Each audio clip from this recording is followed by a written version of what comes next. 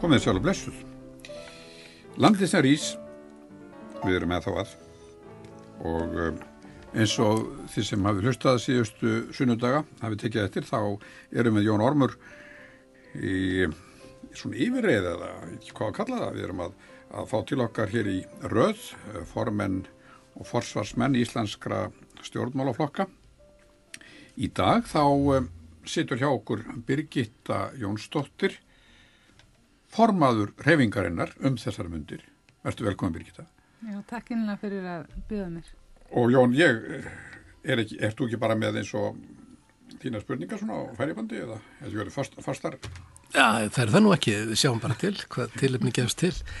En ég held að okkur langar til þess að spjalla framtíðina, en við byrjum á fortíðinni. Ég held að þínu til ekki, Birgitta, sé það nú líka svolítið sérstætt að ég held að ég fari rétt með það að þú hefur byrjað í stjórnmálum vegna kreppunar, eða þegar kreppan var þér og skall á og hrunið og allt það. Það beinlínis orðið til þess að þú fórst að skipta þar af pólitík. Þannig að liggur einnig beint að spyrja þig hvað gerðist, hvers vegna kom þessi kreppa? Ég held að það séu margar ástæði fyrir því og eftir því sem maður svona kynni sér þetta fær meiri upplýsingar úr fortíðinni, meðal annars með þessari viðamiklu skýrslu rannsóknarnefndar Alþingis og skoða síðan tilbaka að þá held ég að séu svona höfðu ástæðurnar sko fyrir þessari kreppu eru heimatilbúið vandamál þó svo að það hefði ýtt undir og flýtt fyrir heimskreppan að bara þessi sko hefð að það séu svona mikil og sterk tengsla milli viðskiptalífsins og stjórnmáluna, það er eina ástæðunum. Og það í raun og veru þegar bankarnir voru einkavæddir að það hef ekki verið farið eftir þeirri sýn sem upphaflega var lagt á stað með og að það hafi verið svona ákveðið að hafa lögin lausari í taumi en til stóð og síðan gerist þau undur og stórmerki að eins og maður sá í skýrslunum mér fannst eiginlega svona merkilegast eftir á að hyggja að það hafi verið þannig að þeir borgu ekkert fyrir bankana heldur bara lánu fór öðrum. Það er pínlítið vandamál í okkar samfélagi hvað við erum fá út af því að þá höfum við líka fáa sérfræðinga sem að hafa kannski einhvern veginn authority til þess að gagnrýna. Allir sem voru að gagnrýna voru skotnir í kaf og þessir fáu útlendingar sem komu áttu nú bara að fara endur menntunarnámskeið og svona samkvæmt þáverandi menntamálaráðherra. En það er líka, sko ég fann líka, við byggum nú verið til grunninn að borgarhreyfingunni í Reykjavíkurakademíunni og vorum alltaf þar með okkar svona samráðsfundi og vorum upprunalega að tala sko neyðarstjórn og hvað við getum gert til þess að fyrirbyggja að svona geti gerst aftur og vorum öll sammála að stjórnsýslun okkar þarnast gagngerar endurskoðunar en þá tók maður líka eftir að margir og fræðmannasamfélaginu voru hræddir að tjá sig út og hræddir að við fengi ekki styrk frá ríkinu. Þannig að ég held að svona þessi nepotismi sem að við búum við sé eina af ástæðunum og óttin við að þykja dómgreind og ráðgjöf annars staðar frá að við vitum allt best og ég sat nú bara nýverið á fundi í þessari viku það sem var verið að ræða hvort varandi ICEF, hvort að við ættum að fá einhverja erlenda sérfræðingar sem eru hérna vanir því að fara fyrir Evrópudómstólinn eða hvort að við ættum að bara sækja heimahaga og það var svolítið athyglisverð viðhorfin frá sömu þingmönnum að við værum nú með svo mikið að frábæra lögfræðingum. Auðvitað erum við með fullt af frábæru fólki en við erum samt svo fá og við bara höfum ekki getu til þess að vera sérfræðingar sérstaklega á alþjóðasviði og við höfum ekki getu til þess að greina hvert við vorum að stefna með til með bankana út af því að fjölmiðlarnir brugðust líka. Þeir voru náttúrulega eina einkarekna fjölmiðlasamsteypum var í eigu eins af bankamönnunum og mér fannst líka Ríkisútvarpið skauta svona full nærri ríkisstjórninni oft á tíðum og ekki vera nóg gagnrýnið og ég hef nú verið mikill talsmaður þessa að fjölmiðlar og sérstaklega okkar góðu ríkisfjölmiðl fái sem sagt sterkari grunn til þess að hafa alveg rannsóknarblaðamennsku og þannig að það sé hægt að borga fólki fyrir það bara að vera að vinna í ákveðnum sögum í einhver tíma eins og þarf oft að gera og sérstaklega til dæmis hefði verið gott ef að bara verið hægt að hafa teymi til að vinna úr niðurstöðum rannsóknarskýrsluna sem að hefur nú ekki gerst. Við fengum eldgos og þá bara fór allur fréttaflutningurinn í það. Bara það sem einu máli í einu. Já, og það svolítið líka svona heilkenni á Íslendingum að þau geta bara fókusur eitt hlut í einu og svo bara gleyma þér hinnu. En hvernig gengur ykkur þá? Það er að segja svona fáliðuðum hópi að koma inn á löggjafarsamkunduna undir þessum kringumstæðum, jafnvel eins og þú nefndir áðan, jafnvel með hugmyndum sko neyðarstjórn, einhverjum í rauninu neyðar ástand og setjast þarna í sæti við hliðin á fólki sem eru fulltrúar stjórnmálaflokkar sem hafa búið sig, hreiðrað sig í áratugi í íslensku þjóðlífi og íslensku svona með all sín hagsmunatengsl og net. Það hefur verið mjög gott að við vorum ekki með neina sem komi úr þessum heimi. Þannig að við gerum aldrei ráð fyrir að við vitum neitt og hefðirnar og allt þetta. En við vitum auðvitað hvernig þetta er allt samofið og hvernig stjórnsýslan er öll samofin inn í þessa blokkir, þá sérstaklega Framsókn og Sjálfstæðisflokkin og ef maður ætlaði að fara að rekja þetta aftur að þá er raun og veru Stefán Hafstein hefur aðeins verið að koma inn á þetta og ég hef séð þetta mjög sambarlega og hann varðandi hvernig okkar samfélagi þróast og við erum í raun og veru postkólónía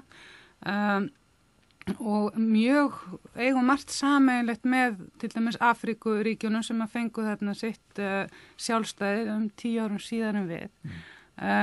Öll þeirra elita og allt þeirra fræðifólk fór í framhaldsnám til sem sagt landsins sem að nýlendu veldisins. Já, og síðan þeir áttu að byggja upp nýtt samfélag að þá var þetta eina fólki sem gæti tekið við og til það hafði þekkinguna til þess. Þannig að í raun og veru þeir sem voru hallir undir Danina og unnu fyrir þá að þeir voru menntaðastir af Íslendingum. Þó svo að það hafi auðvitað verið undantekningar eins og alltaf er. En þannig að við erum ennþá með svolítið þetta hugafar sem að einkennir þjóðir sem að hafa fengið sjálfstæði og erum mjög ung eða bernsk í allir okkar stjórnsýslu og okkar bara menningu. Þarna fyrir ekki? Nei, mér langar bara til þess að aðeins meira en þetta vegna sem ég er svo frálegt hvernig hún kemur inn í þetta. Það því flestir nú lengi í pólitík að hann að fara á þing og svo framvegis en í rauninni þá kemur þú inn í pólitík af þessu mikla tilefni, þá eru hér algjörðsröðun, þú fer bendin í pólitík og bendin á þing. Þannig að og þú sagðir hérna á hana þegar þið komið óvart, eitt hefði komið óvart í rannsóknarskýrslunni sem var þetta með það að þeir sem voru valdir til þess að eignast bankana þeir þurfti ekki einu svona borga fyrir þá, heldur fengur lána hvor hjá öðrum. Hvað með aðra hluti? Þessi tími vegna svo kemur inn með ákveð, náttúrulega lítur að vera ákveðin viðþorf vegna þess að það hefði eitthvað mikið gerst. Síðan hefur núna 3 ár haft á þingi til þess að meta þessa hluti allir saman. Hefur það styrkt í trúnu ákveðin hluti eða hefur það séð eitthvað alveg nýtt eða hefur komið eitthvað stórkvæslega óvart við það er raunverulega að fara bent inn í miðstöð valdsins? Sko já, ég hef aldrei farið inn á þing og hef aldrei haft það markmiði að verða þingmaður einhvers konar embættismaður skáld og vefhönnur og einna frumkvöðum á netinu á Íslandi en ef ég haf alltaf verið aktivist í mínu hjarta, ég hef alltaf eitthvað trufla mig að það fyrir ekki gert eitthvað í því og mótmælt eða búið til samkomur eða eitthvað slíkt þegar ég hef ástæðan fyrir ég hef aldrei viljað fara þarna inn var svo að ástæðan fyrir ég vildi fara inn var ég sá ákveðið lag á að koma á þannig breytingum að almenningur gæti haft meira að segja með samfélagsitt. Mér finnst það gríðarlega mikilvægt og ég held að eina ástæðan fyrir því að við höfum farið svona illa og sambarlegi hlutir eiga sér stað út allan heim í dag eins og við sjáum í gegnum þau mótmæli sem að hafa brostið á sér í lagi þá í á Spáni, Ítalíu, Portugal, Bretlandi og svo í Bandaríkjunum og Kanada, að þarna fólk að mótmæla kerfinu. Það hefur upplifað það að kerfið ekki lengur að vinna fyrir það. Og sem liður í þessari uppgötun, og það það sem að margir Íslendingar uppgötuðu þegar allt hrundi, að allt sem að maður svona einhvern veginn treysti á, það brást. Og svona allir þessi varnaglar virtust vera bara alls í grunnir. Og þannig að þegar ég kom hann inn þá það alveg rétt. Ég fór hann inn með ákveði viðhorf, og viðhorfi var bæði að skilja hvernig valdi virkaði á Íslandi, til þess að væri þá hægt að koma tillögur að breyta því. Ég fór hann inn til þess að minnka vægi hins svokallaða fjórflokks, en til þess að geta þá þau verið að skilja hvernig hann virkar. Og síðan náttúrulega hef ég svo oft staðið fyrir utan þingið og ráðuneytun reynt að fá viðtal hjá þingmönnum og ráðherrum út af svona mínum minni ýmsu samfélagsábyrgðar hlutverkum, og það hefur verið mjög erfitt að fá áheyrn og oft bara hefur það ekki tekist. Þannig að þú ert aðgerðarsinni sem aðhyllist mjög hugmyndur beint lýðræði, en ert komin inn í, en lendir inn í það að vera sem sagt þáttakandi í fulltrúalýðræðinu. Já, og í raun og veru að þá vinn ég ennþá eins og aðgerðarsinni. Hlutverk aðgerðarsinnas að færa alltaf mörk þess sem eðlilegt, að flytja þau til, þannig að aðrir þori að stíga þess lengra. Og þannig að við vinnum ennþá mjög mikið þarna inni á þennan hátt, og við erum líka við lofum því að reyna að búa til einhvers konar brú á milli þings og þjóðar, og í því felst líka að miðla upplýsingum hvernig hlutinni ganga fyrir sig þarna inni af mikill leyni hjúpur. Og ég til dæmis hafi frumkvæði því stuttu eftir í fórun á þinga að skrifa reglulega pistla hvað var í gangin á þingi, svona dagbók þingmanns. Og síðan hafa margir gert það. Það þarf oft bara einhvern einn til þess að byrja. En ég hef fengið líka mikla skammir fyrir að vera alltaf bersögul hvað er í gangin á þingi, og oft tíðum fengið skammarpósta frá skrifstofu Alþingis og forseta þingsins. En það finnst mér bara allt í lagi. Ég er ekki inn á þingi til þess að eignast vini.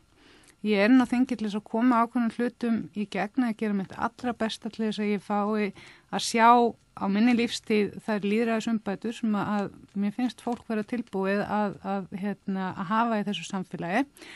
Og mér finnst líka mikilvægt að fara inn til þess að kanna hvort það sé möguleiki að í gegnum þetta valdkerfi að opna leiðina inn í þing fyrir almenninga, eins og til dæmis nú hafa verið gerað tilraunir með Betri Reykjavík sem að hefur vakið heimsathygli út af því að það hafa verið búnir svona sambærlegi vefir til þar sem að fólk hefur tökað og komið tillögur að betri stjórnsýslu í sínum borgum og bæjum. En þarna nýmælið að Reykjavíkurborg hefur ákveðið að þeirra ýmsu ráð verða að taka þessa tillögur, 5 efstu tillögur hvers mánaðar til umfjöllunar. Síðan var náttúrulega næsta skref að fyrir næstu fjárlög borgarinnar þau taki frá ákveðna fjármuni til þess að láta þessar tillögur verða veruleika, þannig að það sé ekki fyrirstaða. Að tillögur almennings til betri borgar verði þá framkvæmanlegar. Má ég anspyrja þá greiningu á þessu ástandi, því að þú lýsir þið þannig að kerfið hægt að vinna fyrir fólkið, það þarna ekki tengsl milli almennings og stjórnmála og svo framvegs, en eiginlega allt sem hún segir, þú er búin að segja mjög margt þessar hluti og búin að greina mjög margar brotalæmi sem eru hérna. Þetta snýst í rauninni allt, heyrist mér, hvernig menn gera hlutina heldur pólitíska hugmyndafræði. Er það sem er að berjast gegn hvernig bara aðferðunum við pólitík frekar heldur pólitísku hugmyndafræði? Já, einhver leit allavega út af því að ef að kerfið gallað og hægt að vinna fyrir okkur, ég held að eina af ástæðan fyrir því er að okkur fjölgar mannkyninu og kerfin stækka með því eftir því sem við verðum fleiri og fólk hættir að hafa hlutverk í samfélagi sínu. Og þannig að kerfin eru orðin mjög stór og og það er mjög erfitt fólk upplifir eins og að það hafi ekkert að segja að reyna að gera eitthvað út í að það veit heldur ekkert hvert sitt hlutverk í kerfinu og síðan kerfið, og það er svona tilhneiging kerfisins og ég hef nú bara fengið alveg fjölmarga reynslur að því persónlega að þegar kerfið virkar ekki og maður fer og reynir að benda á kerfið ekki að virka fyrir mig, getur þið lagað þetta, þá neitar kerfið að horfast í augu við að það funkar ekki og gerir allt til þess að hylja og venda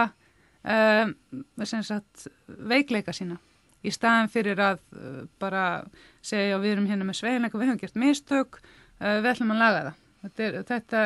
Ég hef séð þetta núna til dæmis mjög mikið í tengslum við svona alls konar grásvæði varandi innflytjendur og hælisleitendur og fólk sem að til dæmis nú nýveru var kona sem fór til náms hér á Íslandi og má ekki fá dóttur sína og þá í staðin fyrir bara heyrðu, þetta bara kjánalegt lögum þetta, að þá fer kerfi í vörn og verður mjög ómanneskjulegt, viðbröðum verður mjög ómanneskjulegt. Við viljum auðvitað hafa kerfi sem er mennst og bregst hratt við. Bregst hratt við, ég meina maður hefur hort upp á, ég var nú í flóttamannahjálpinni sem var svona félagskapur sem að hófst með því að 2 aðgerðarsinnar fóru út á flugvöll og reyndu að stoppa flugvöll sem var að fara með Pól Ramsés úr landi og náðu með þeirri aðgerð, það vissi enginn fit nema einhverju örfáir embættismenn. Það vissi enginn þennan hræðilega aðbúnað sem að flóttamenn búa við hér á Íslandi og við vitum það er oft erfitt að fá upplýsingar hvað verður þetta fólk þegar því er bara hent frá Íslandi. En maður hans truflaði með þetta vegna þess að ég held áfram með þessu sömu spurningu. Það er ekki vegna þess að mér finnst óþægilt að geta ekki settið hægri eða vinstri eins og gert með pólitík og allt. Já, einmitt. En það sem ég er að meina er það að yfirleitt að þá eru stjórnmálamenn þegar segja ríkið á ekki taka mikla skatta, ríkið á að vera mjög lítið eða menn segja ríkið á nú öflutilega geta séð fyrir þeim sem að þurfa að hjálpa samfélags að halda og svo framvegis. Það sem þú ert að tala er ekki spurningum hvort að kerfi er vera eða hvernig það vera heldur hvernig það virkar. Og það er rauninni hvernig þetta snýr við almenningi og notendur kerfi sem frekar heldur að sé svona hugmyndafræðin hvort það vera stórt eða lítið eða hvort það ríki með að gera þetta með að gera hitt.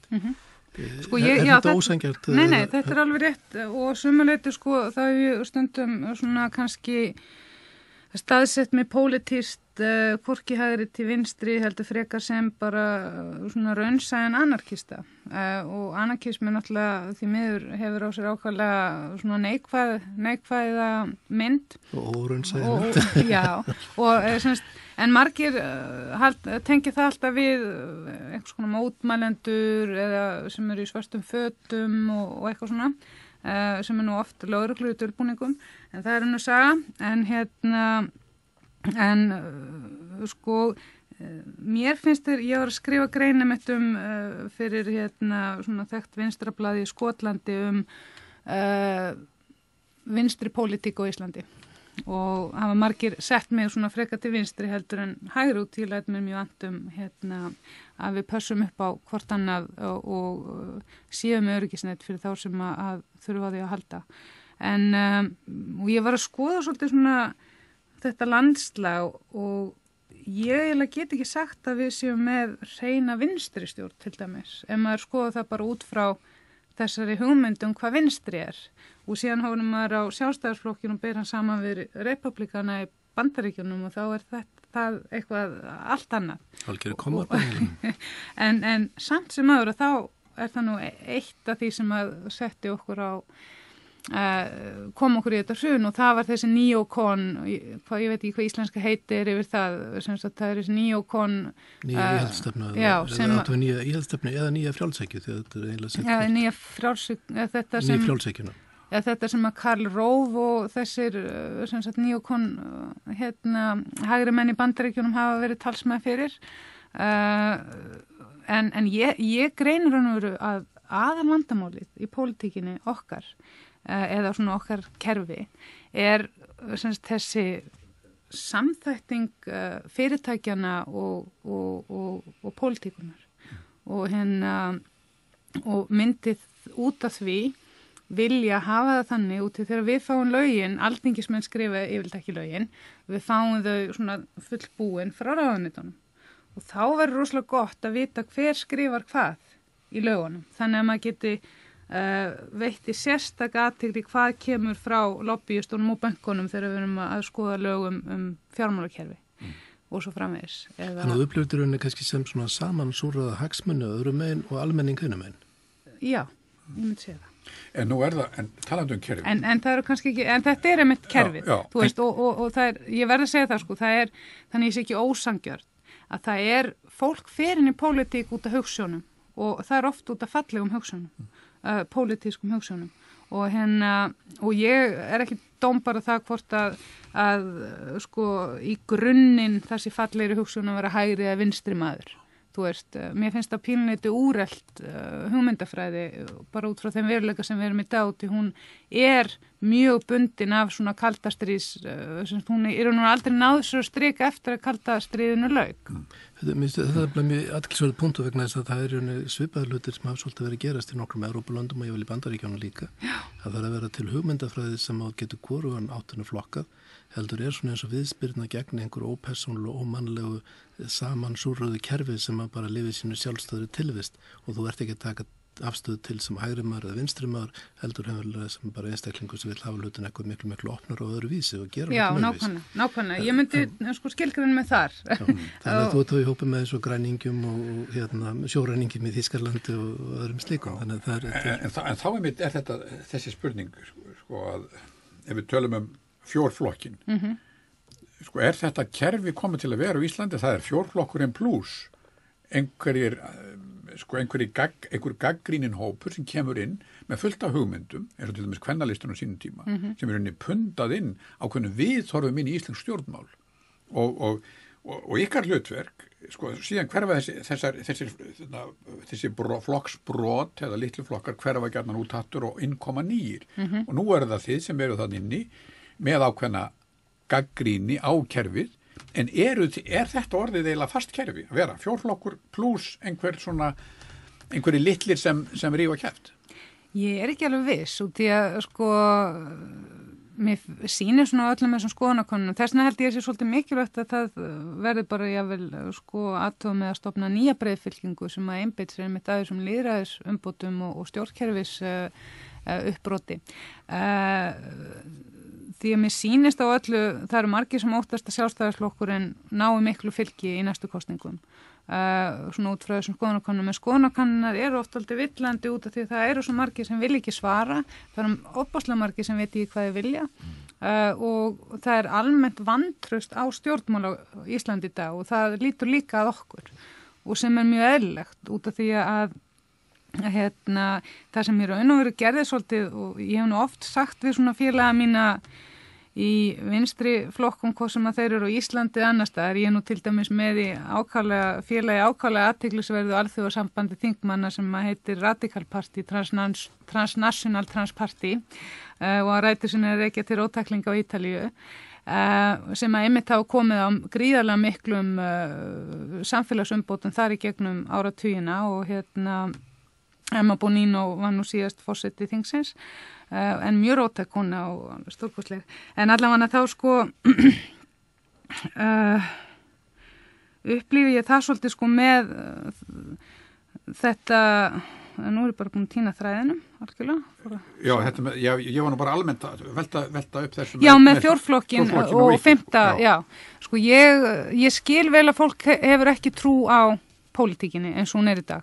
Út af því að sko þó svo við höfum alltaf verið talsmenn þess og við höfum bara ekki fengið nægilega athygli á það en alltaf þegar við tökum þátt í svona þessum 5 flokka orðræðum eins og ég hef nú reyndar alltaf boykottað Rio Tinto kryddisíldina út af því að hún búið Rio Tinto mér finnst það bara ekki viðeigandi að með þeirra track record að sko við höfum alltaf unni út frá málefnunum. Við vinnum ekki út frá einhverjum hægri vinstri heldur við unnum með hinum minnihlutanum í ISAF varandi ýmis mál sem að ríkisstjórnin hefur verið að koma í gegn, það hefur stutt þá unnum mjög mikið starfi nefndarvinnu með þeim og við og bara erum mjög staðföst í að vera trú því að vinna út frá stefnun okkar og bursið frá með hverjum.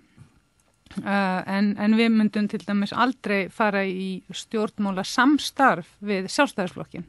hann er ekki búin að eyðra snó fyrir sína gjörðir. Myndu alls ekki fara í stjórn og myndu alls ekki stiða sjálfstæðisflokkinn til setu í ríkisstjórn? Alls ekki, eða vinna með honum á þeim vettvangi. Af hverju ekki? Út af því að við upplifum það að hann er ekki búin að eyðra snó og er bara bíða eftir eins og einhver þingmaður þeirra sagði að rannsóknarskýrslan hætti að þvælast fyrir. Hvernig getur það sýnt yðrun sína nægilega til þess að þú vilji vinna með þeim? Sko, ég held að það... Finnst þér ekki hreinlega gangast við ábyrgð? Nei, mér finnst þeir ekki hafi gengist við ábyrgð og síðan er það bara alltaf þannig að þeir ást með sko sama fólkið lengi við völd að þá er í raun og veru engin mótspyrna eftir inn í kerfinu. Þá er bara þetta fólk með allt sitt inn í, sko, það er engin stjórnaranstaða í kerfinu. Þannig að við vitum öll að það er búið að staðsetja fólk aðalega úr stærstu flokkunum, sjálfstæðisflokkunum og líka úr Framsókn inn í þetta stjórnsýsluna. Og það er alltala þegar ráðherra kemur inn í ráðuneyti, ný ráðherra og þá sérstaklega svona frá alveg nýju sjónarhorni að þá vinna oft starfsmenn svona yfir, ekki undir stettin heldur, yfir stettin ráðunetinu vinnur gegn ráðherranum. Oft bara með að draga lappirnar að gera hluti eða gefa þeim slæma ráðgjöf og svo framvegis.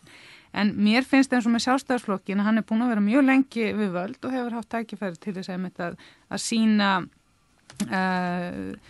getur sína til þess að hér sé sem sagt góðari fyrir alla en ekki bara summa. En þú lítur svo á að Íslandi eins og það núna sé einhver leiti í mynd sjálfstæðisflokksins?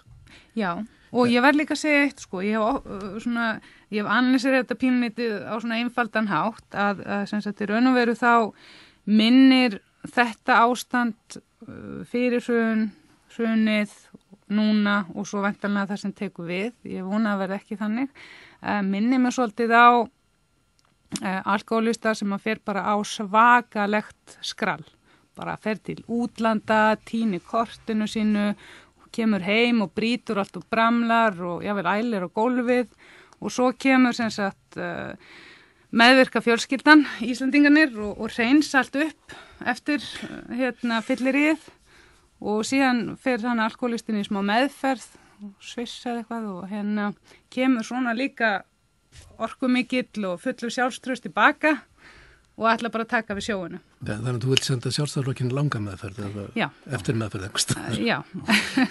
En ef við lítum á málefnin sjálf, sem eru stóru málin í íslensku samfélagi núna, þú kvartar mjög undan hvernig staðan er, segir þetta sé svona einhvern veginn í mynd sjálfstæðisflokksins, hvernig Íslands samfélagi er og virkar og allt það. Hver eru stóru málin sem þú vildi breyta og þið? Já, þá myndi ég nú kannski helst nefna það sem er í farfi. Ég myndi mjög gjarnan vilja bara helst ná í gegnum, við höfum lagt fram í þrígang frumvarp með þjóðaratkvæðagreiðslur. Það væri mjög gagnlegt að hafa það og þess að tillögur okkar lýðræðisstofu, einhvers konar eða umboðsmann lýðræðis, eitthvað embætti sem heldur utan sko upplýsingagjöfina í kringum þjóðaratkvæðagreiðslur. Það var agalegt klúður í kringum iSafe og líka í kringum kjöri til stjórnlega þingsins. Þetta nýja stofnun sem að tekur þetta að sér? Já, gæti verið viðhangandi sko við umboðsmann Alþingis, þannig við séum ekki að bröðla með lýðræðið, en þetta eru tillögur sem voru samþykktar í utanríkismálanefnd þegar var verið að fara yfir ferli í kringum ESB þjóðaratkvæðagreiðsluna. En það er engin ástæða til þess, þá var ekki vitað að við myndum hafa svona ákafa þjóð í að fá að nýta sér þetta ákvæði sem er þennan varnagla sem að forsetinn hefur til þess að kalla til þjóðaratkvæðagreiðslu. Núna lítur út fyrir að með næstu forsetis kosningu til nýs forseta að við fáum að kjósa stjórnarskrána og þá er líka mikilvægt að það sé eitthvað almennt viðurkennt ferli til þess að það komist inn í umræðuna á óhlutræðan hátt. Þetta er svona eitthvað sem að skipta máli. Aðeins bara með þetta nánar með þjóðaratkvæðagreiðslu, finnst þér að það þurfi að Alþingi þurfi að setja lög og það þurfi síðan að kjósa það sko sér, þar að taka þeir út úr þessum stjórnlagaráðspakka. Já. út af því að, ég meina, nú hefur forsætisráðherra að tala að það getur verið gagnlegt að setja kvótafrumvarp í þjóðaratkvæði líka. Þannig að akkur hefur tiltölulega einfalt að gera þetta, akkur gerum við það bara ekki fyrst, núna í febrúar. Síðan getum við, sé enga ástæðu til þess að vera að bíða með persónukjöru því að það væri mjög mikilvægt að ná því í gegn fyrir næstu kosningar. Þannig að prófkjörun færist inn í kjörklefana og það svolítið veikir þennan valdastruktúr í fjórflokknum. Sko, flokkarnir skipta máli og ef að þeir myndu nú aðeins snúa við píramítanum sínum, reyndar finnst mér þegar maður talar vald og hvernig við hugsaum vald að vettum að taka það úr píramítaforminu og setja það í hring. Því að sko, ef það er lárétt þá, eins og við höfum reynt, þá er það líka, það getur verið mjög erfitt að virkja grasrótina. Þannig að ef maður hefur það í hring þá getur það verið auðveldara. En í það minnsta, í þessu flokkastarfi að grasrótin, hennar vægi það sé ekki sko, toppurinn niður, heldur grasrótinu upp. Það mætti jável styrkja það með til dæmis þessari tegunda af persónukjöri. Það er svona upphafið af því að laga aðeins í illgresinu hjá okkur. Síðan finnst mér mjög mikilvægt að við fáum hér náum auðlindin tilbaka í umsjá þjóðurna. Það bara er orðin hefð fyrir því núna, fólk geti erft kvóta og svo framvegis. Við þurfum líka að það væri mjög svona æskilegt eða bara nauðsynlegt. Við verðum að afnema verðtrygginguna núna fyrir kosningar. Við höfum lag núna.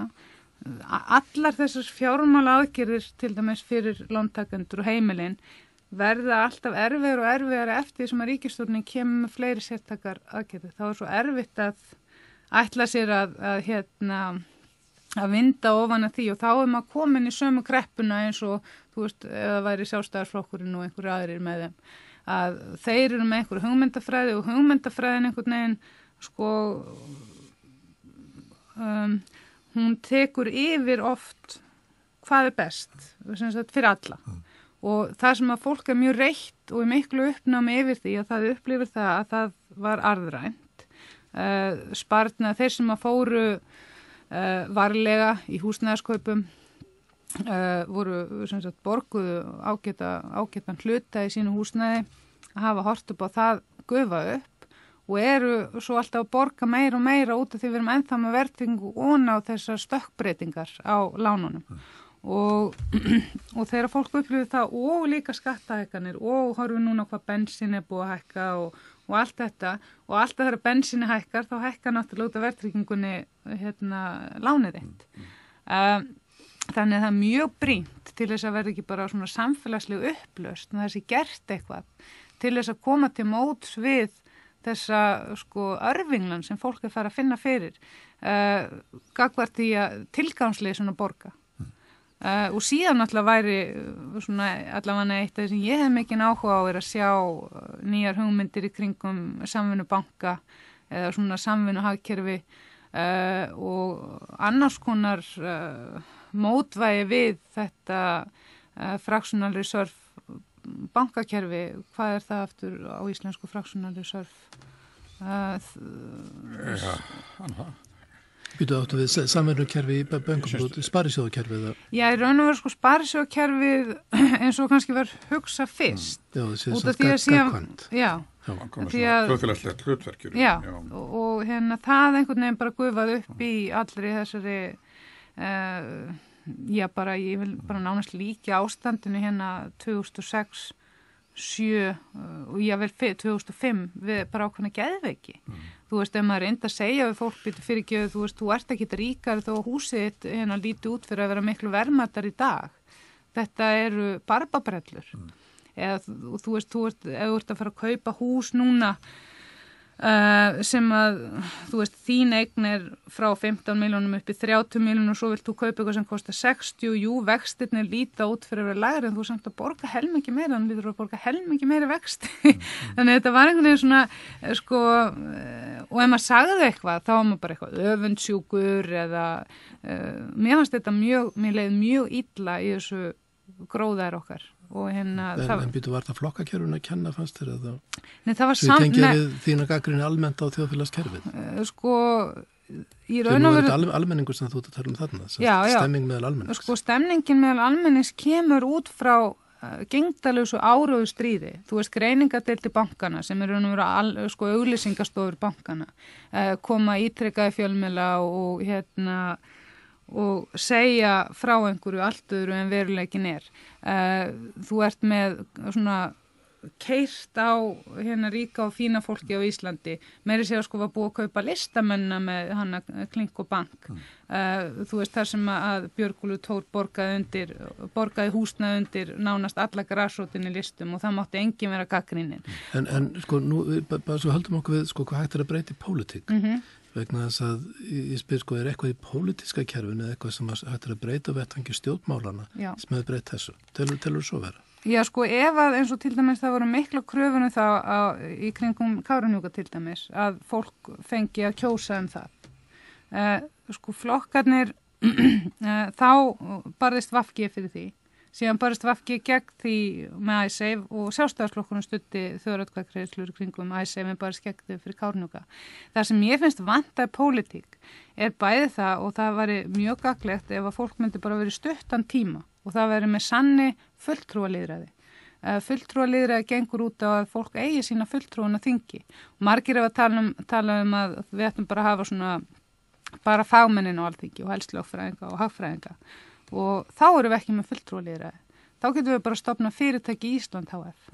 Annarkvort erum við með fulltrúalýðræði og gott starfsfólk, færa og hæfa lögfræðinga til þess að vinna með út frá lagatekni en pólitík snýst hugsjón. En byrju skilur fulltrúarlýðræði þá þann hátt að fulltrúar almennings verið sem líkastur almenningi? Algjörlega. Eða endurspegla almenning? Algjörlega. En það ekki hefðbundna skilgreiningin á fulltrúarlýðræði Vesturlandi? En þannig skil ég það út af því að, og það mín upplifun af því hvernig fólk vill hafa fulltrúalýðræði. Já, en þá kemur þess að sko, þú nefnir 4 eða 5 atrið og 2 þeirra. 2 þeirra fyrstu sem nefndur. Þeir snúað beinu lýðræði. Þeir snúað því að færa vald frá kerfinu til fólksins með einhverjum hætti. Nú hafa komið fram frá stjórnlagaráði hugmyndir að nýri stjórnarskrá. Þar sem þetta verðist líka að vera grunnhugsun og síðan hefur tekið viðbótar að þú talaður stemmingun og ábyrðarleysi og allt það. Í tillögum stjórnarlagaráðs hafa ljóst að menn að leita einhverja aðferð við það að ábyrgð verði fyrir hendi, bæði í stjórnkerfinu, í stjórnmálum og líka kannski á almenningi sem hefur þó kostað að kjósa hlutu og þá líka taka ábyrgð á ákvarðanum sínum. Sérðu í þessum tillögum stjórnarlagaráðs lausn að einhver leiti á þessum stórum málum sem þú vart að nefna?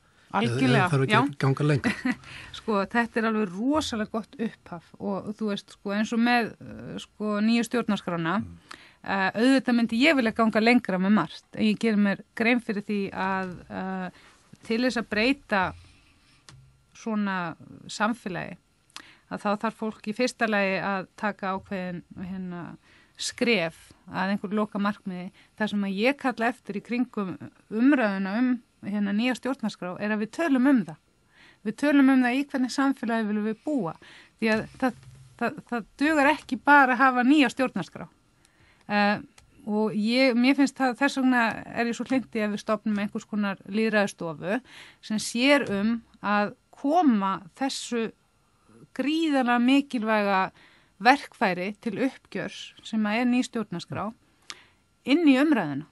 Og að setja upp þannig að fólk skilja þetta. Og þetta endar þannig að grunntextin í nýju stjórnarskráni, hann auðskiljanlegur.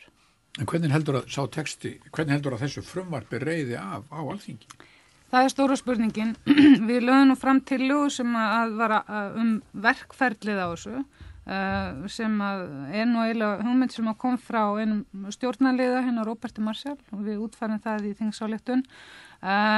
Þar sem að við leggjum til að þetta fari í þjóðaratkvæði þá eftir að það búið að gera einhvers konar álagsprófa þetta og þetta það verði ekki kosið þetta alveg í heild. Það eru nokkur atriði þannig sem að myndi fá suma til þess að vilja ekki kjósa með eða hafa ekki möguleika á að taka það út fyrir sviga. Og það þá eiginlega stjórnlega ráðið þyrftum við sennilega að kalla til að fá leiðbeiningar það hvernig best að útfæra þetta í þjóðaratkvæði og hérna við höfum náttúrulega líka kallað til nefndina sem að svona hélt utan undirbúningin af stjórnlega þinginu upprunlega, hérna stjórnlega nefndin. Já, betur ekki. Já. Og en það svo krítist þetta að fara í þjóðaratkvæði út af því að þannig höfum við þingmenn mandatið skilaboðinu það hvernig við höldum áfram með þetta. Þannig að en til þess að þetta svona gagnist því að maður veit aldrei hvað gerist í pólitík. Maður hefur heyrt marga þingmenn vilja breyta þessu eftir sínu höfði og ef það verður þannig, ég meina að það eru hlutur sem ég myndi vilja breyta en ég ætla ekki að gera það út af því að þessi stjórnarskrá var gert eins mikið og hægt var til þess að hún væri skrifuð af þjóðinni eða sem sagt hennar sýn fengi að fara inn í þessa vinnu sem að mér fannst stjórnlagaráðið standa mjög vel að. Þannig að aðferðafræðin hreinlega skiptir efnislega meira máli jáfnvel eins miklu máli svo efnið sjálft. Ég myndi segja það. Að þetta er ábyrgð þjóðarinnar. Þetta er ábyrgð þjóðarinnar, þetta er okkar fyrsta þetta er okkar fyrsti samfélagsáttmáli sem hinn fengum við að lána frá Danmörku og að mörguleiti margt gott í þeirri stjórnarskrá en ég verði að viðurkenna það að ég las hann ekki alla í gegn fyrir hrun, gerði það eftir hrun en ekki fyrir hrun. Þetta var bara svona eitthvað plagg, þú veist maður vísaði í einhverja greinar en þetta var ekkit eitthvað sem var manni hjartans mál. Og það sama segja ESB, ég satt ekki á kaffihúsum og talaði ESB fyrir hrun. Það var bara ekki, þú veist, hluti af mínu daglega lífi. En mér hefur fundist ég læra heilmikið af því að þeim þetta sita á þingi og geta haft tækifæri til þess að fara til dæmis inn á Evrópuþing og kynna starfsfólki þar og öðrum þingmönnum til þess að komast að hvernig þetta gengur fyrir sig. Það sé alveg jafn mikilvægt og samningurinn að við vitum hvað máli snýst á öllum hliðum og ég held að það sé bara líka ábyrgð einstaklinga í samfélagi að reyna að vera eins upplýstir og þeir geta sín hjartans mál því að máli mér finnst að fólk verða að skilja það ef að það vil lifa í sínu draumasamfélagi þá verður að taka þátt í að búa það til það gerir það ekki einhver annar fyrir þá og það ég var að mynda að hlusta á John Lennon viðtal við hann þegar hann var með herferðina sína War is over if you want it og þar hann að tala akkurat eitthvað sem að vantar svolítið í okkur ég tók eftir fyrir svona 20 árum að Svíar hafa það sterkt í sér og það þessi samfélagsvitund að þeir voru svo meðvitaður að þeir voru hluta samfélaginu að þeir voru ekki aðskildir frá kerfinu eða samfélaginu heldur var kerfið þau ríkisstjórnin var þau út af því að þau kusana Heldur sé eitthvað hreinlega í upplifun Íslendinga þetta sé ekki bara kannski kerfi og lög og þess að heldur sé einhvers konar menningarlegu hluti sem gerir það verkum við upplifun kerfið ekki sem okkur heldur sem þá Ég held að það sé að einhverju leyti ein af ástæðunum og vil ég þá vísa aftur til svona þeirra staðrindar hvað við erum ung þjóð og hvað við höfum alltaf haft einhvern pappa Þú veist, fyrst voru það Danir, svo voru það Bretar í stuttastund, svo voru það Bandaríkjamenn og síðan var það alltaf gjaldeyrissjóðurinn. Og þarna mitt á milli vorum við sjálf og þá fór allt í stegg. Já. en þessi kannski aðeins svona undir lokin það hvernig í rauninni alþingi þá núna tekst að landa þessu stjórnarskrármáli, þessu frumvarpi stjórnlagaráðs.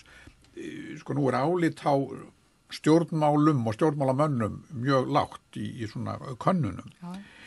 Og það mjög hætt við því að ef að alþingi vill ekki ræða þetta, allar að svæfa þetta, að setjast að þetta, að þá verði mjög margir meðal almennings fyrir vonbrigðum. En eins og þú nefndir, það kannski ekki þægilegt heldur að taka bara pakkan og segja, heyrðu, þetta er pakkin og greiða atkvæði hann. Heldur þetta skipti máli, sé eitt af þeim, þetta sé kannski jafnvel mjög mikilvægt mál upp á að Íslendingar nái að laga svona stjórnmálakultúr sinn? Já, algjörlega. Ég held að þetta sé, það sé ekkert mikilvægur upp á framtíðin að gera en að við leysum þetta risavaxna mál í sátt við þjóðina. Það er ekkert sem skiptir meira máli og auðvitað verðum við líka að taka á, sko við getum ekki bara sópa fram hjá því sem gerist hérna í hruninu. Það er ekki hægt, það verður að vera uppgjör. Þetta er hluti af uppgjörinu, þetta er gríðarlega mikilvægur hluti til framtíðanlitið og saman afnám verðtryggingar en síðan eru aðri þættir sem eru ekki síðan mikilvægir sem að lúta að hefðbundnu uppgjöri að þeir sem að bera ábyrgð á þessu hruni axli ábyrgð og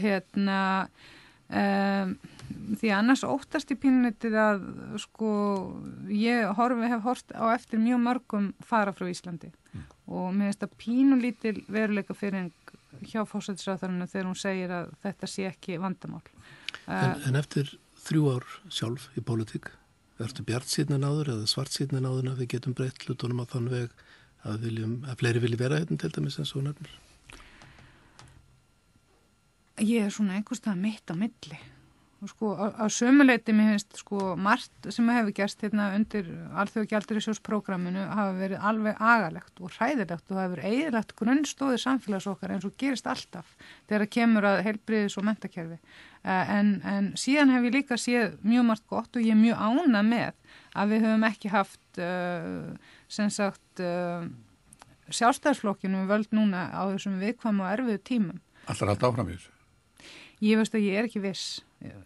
Sko, ef það verið kosningar á morgun, þá myndi ég fara, út af því að það er ákveðin hluti sem ég hef sett myndi ég fara í fram út af það er ákveðin hluti sem ég vil bara fá að klára eins og bara fyrir mér skiptir líka gríðarlega miklu máli að við skiljum að undirstöður lýðræðis séu upplýsingar, tjáninga og málfrelsi og og vil klára þá þingsályktun sem ég náði gegnum þingið sem að tryggir það að við höfum það besta sem völ er á í lagasetningu og svo er náttúrulega kúltúrin eitthvað allt annað mál og við þurfum náttúrulega við eigum að nota þetta tækifæri sem þetta hrun gaf okkur alltaf þegar maður lendir í einhverjum áföllum að þá höfum við 2 valkosti og annar er að læra af því og hinn er að kalla eftir fortíðinni og ég held að við eigum bara að læra af þessu og verða betra fólk fyrir vikið. Birgitta Jónsdóttir, aðgerðarsinni en líka formaður stjórnmálaflokks á Íslandi. Bestu þakki fyrir að sitja með okkur Jón Orm Halldórsson. Takk fyrir innilega.